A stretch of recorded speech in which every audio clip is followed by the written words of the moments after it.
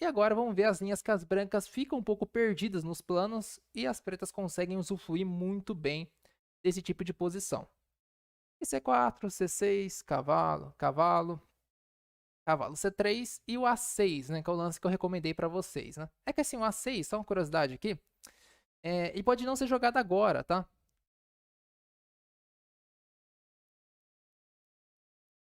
Dira, tem que ficar sempre bem esperto. Naquele caso, o rei ele estava bem próximo dos peões, tá? E então é uma ideia interessante, mas geralmente aquele final lá, a dama, todos os peões estavam em casas brancas, né? Alguns segurando ao outro e o rei estava bem próximo dos outros das duas cadeias, né? Então estava tranquilo até nesse sentido. E os peões estavam todos unidos, né? Foi aos pouquinhos quebrando, mas as brancas ganhando mais material nas trocas, né? É, e aqui ele jogou o lance A6 antes, tá? Por que eu tô mostrando essa partida, mesmo não sendo uma variante das trocas nesse momento?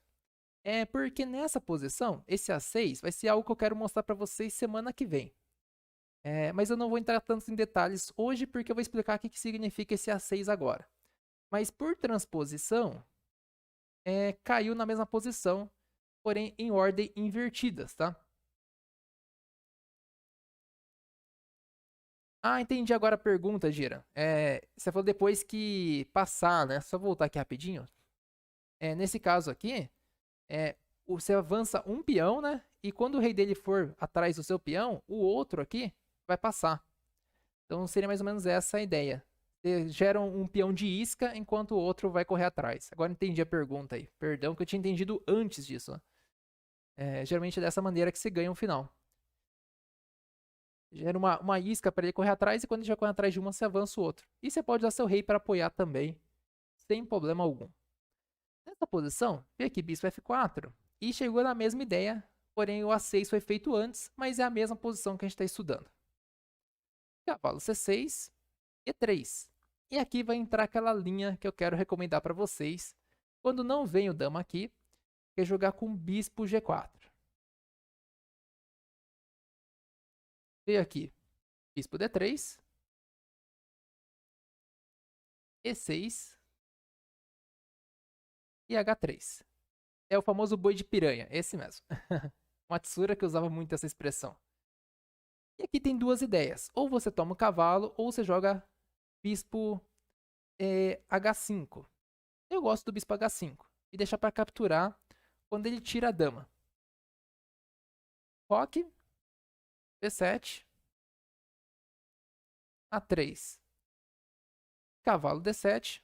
Lance natural para controlar aqui um pouquinho dessas casas. É bem comum esse tipo de lance nessa posição. Torre C1, torre C8. B4 e B5. E qual que é interessante desse tipo de posição? Quando você faz o cavalo D7 e o B5, você ganha o controle da casa C4. E aqui, você tem a ideia de cavalo B6, cavalo C4. Olha que ideia interessante que você pode aproveitar na sua partida.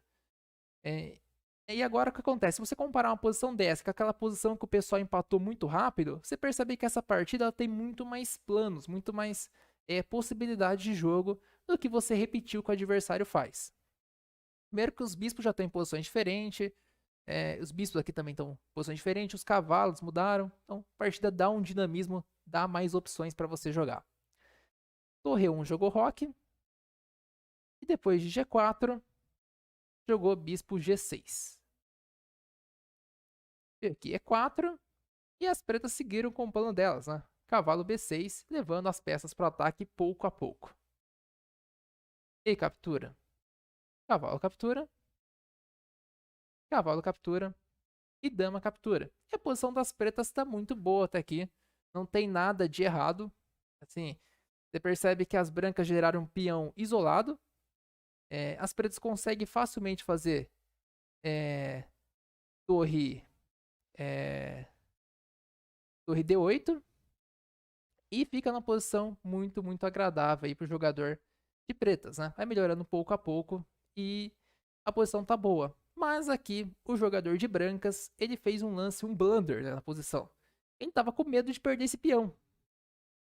E para defender o peão, ele jogou bispo E3. E esse lance é um blunder. Eu quero desafiar vocês aí a descobrir qual o lance que o jogador de pretas fez que arrematou a posição e fez o jogador de brancas abandonar. Esse aqui é um tema bem interessante, você tem que avaliar as peças adversárias e o lance deixou aí uma peça sobrecarregada na posição. E a gente já estudou aqui que peça sobrecarregada ela não faz absolutamente nada. Então, como jogam aqui as pretas e ganham essa posição. Opa, Josiel, bom dia! Lembrando que a live vai ficar 24 horas, então você pode assistir depois ela desde o início. E se vocês também depois quiserem rever a live, também fica bem à vontade. E quem chegou agora já chega deixando aquele like pra gente, ajuda aí a crescer mais aqui no YouTube esse conteúdo que é muito bacana para você parar de sofrer com o peão D4.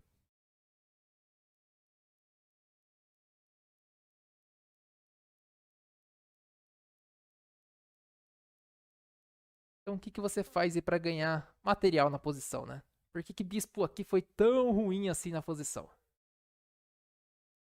Exatamente, Jorge. Exatamente esse. O que acontece, galera? Antes do bispo em F4, essa dama, ela tá com sobrecarga. O que é sobrecarga? Ela faz duas funções ao mesmo tempo. E nós estamos atacando o cavalo. Então, depois de bispo E3, ele tirou o alinhamento da dama com o cavalo, caso o bispo capture. Então, essa que é a ideia. Quando você faz um lance tático, você tem que pensar o que, que ele causa para o adversário. E quando você faz bispo por bispo, ele deixou, além da dama estar sobrecarregada, ele tirou a ligação da dama com o cavalo. Depois de bispo D3, o jogador de brancas abandonou a posição aí, porque perdeu uma peça, tá? Então, partida bem curtinha, mas eu acho muito relevante para você conhecer. Então, vamos ver aqui uma outra posição. E essa aqui é uma outra partida bem curtinha também, mas interessante aí pra você. Aqui foi uma inglesa, tá, galera? Mas ele transpôs na mesma posição que a gente tá estudando. Pode ver que já virou eslava rapidinho. Cavalo F6, capturou, capturou. Cavalo C3, cavalo C6. E depois de bispo F4, o nosso querido A6 na posição. E3, e aqui outro lance bem interessante que a gente tá estudando, né? Depois de A6 e E3, a gente joga bispo G4, tentando deixar a posição bem diferente do que o nosso adversário joga, sem ficar aquela posição copiada. Bispo D3 e E6. Lembrando, quando a posição mais copiada do adversário fica, maior a chance dela empatar, de ficar posições fechadas, que você não vai ter muita chance de jogo. E aqui o H3, bispo H5, a mesma linha, igualzinho. Roque, bispo D6. Não teve bispo D6 anterior, ele jogou, se não me engano, com bispo E7 e cavalo D7. Então, que é uma outra maneira de jogar, que você pode ver o que você gosta mais e aproveitar nas partidas. Bispo captura, dama captura. Jogo aqui, torre C1 e roque. E vem aqui com G4.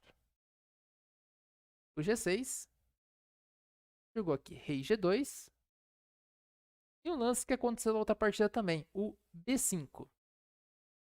E aqui nessa partida, o jogador de brancas, ele ficou olhando para aquele bispo e falou assim, vamos dobrar o peão das pretas, né?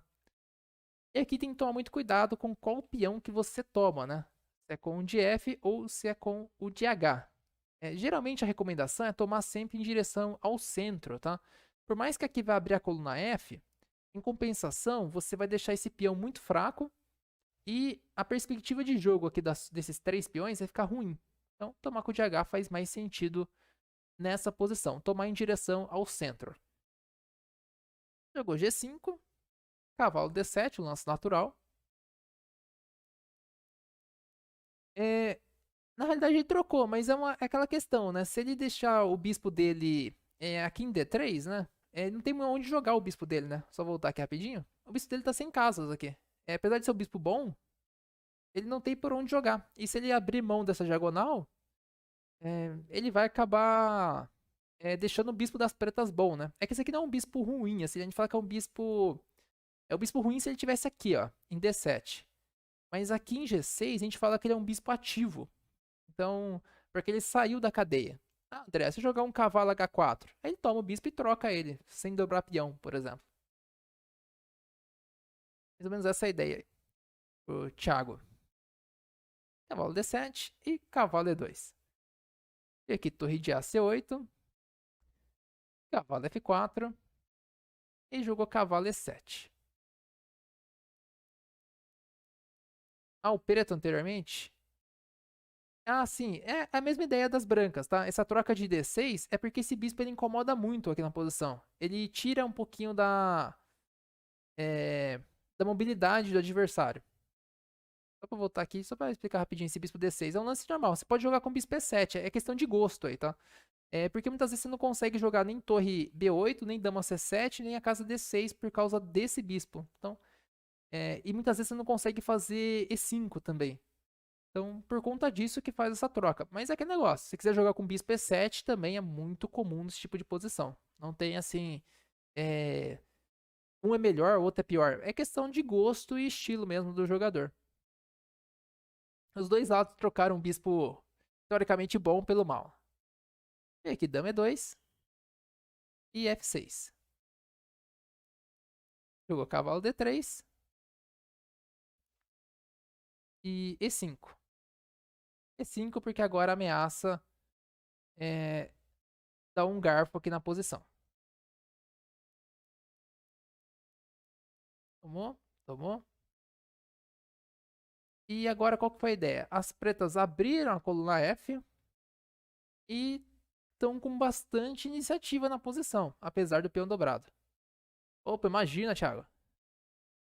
Mas é muito assim questão de estilo e gosto de jogador, tá, galera? Não tem assim, nossa, um lance é melhor, outro é pior. É que se a gente pegar a regra do bispo bom, bispo mal, né, a gente nunca faz.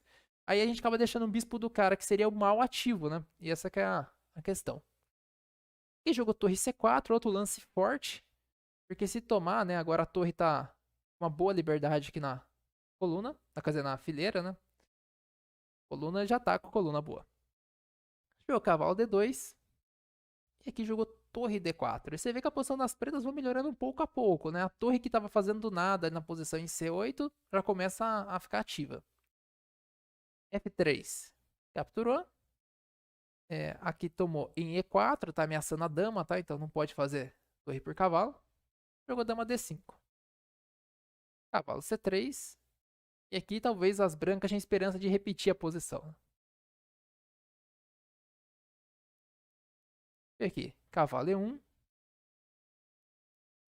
B4 e cavalo E4. E aqui, cavalo D5 e rei G3, né? Vê que a posição das brancas tá bem complicada, porque agora ameaçou cavalo F4, dando um duplo, né? E aquele jogo lance cavalo G3. Quer dizer, rei G3, desculpa. Mas mesmo assim leva o cavalo F4. E a posição começa a ficar muito desagradável. Você vê que as peças vão passando pouco a pouco. E não tem muito o que as brancas fazem na posição. Ele jogou aqui dama H2. E depois de dama F5, o jogador de brancas ele abandonou a partida. Ele abandonou um pouquinho cedo, né? Acontece que ele estava sofrendo demais na posição, né? E o que aconteceria aqui se continuasse a posição normalmente, né? Aqui ele jogaria um lance como rei F2. E teria um forte sacrifício aqui de torre por E4. Esse aqui é o tema que estava toda hora perseguindo ele na posição. Por exemplo, CF captura, cavalo D3. E agora tá caindo a torre lá em F1. Ele tava toda hora à mercê desse sacrifício. Só por curiosidade, a Engine nessa posição dá uns 7 pontos de vantagem para as pretas. Aqui nessa posição aqui que ele abandonou. Uma outra possibilidade era a torre C2. Aí teria torre por E4, F por E4. E depois do lance cavalo H5, tem mate forçado na posição. Se o rei vier para G2, leva esse mate. Se o rei vier para cá, tem dama a pôr e vai ter que entregar aqui as peças para levar mate depois.